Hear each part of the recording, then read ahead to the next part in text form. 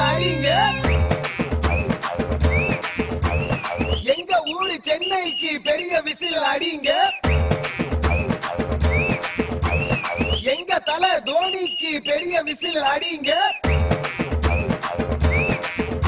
ஏ ரைட்ல அடி, ஏ லெஃப்ட்ல அடி, ஏ ஆஃப்ல அடி, ஏ ஆன்ல அடி, ஏ லாங்ல அடி, ஷார்ட்ல அடி, உள்ள அடி, வெளிய அடி. சென்னை சூப்பர் கிங்ஸுக்கு ஓடி விசில் அடிங்க.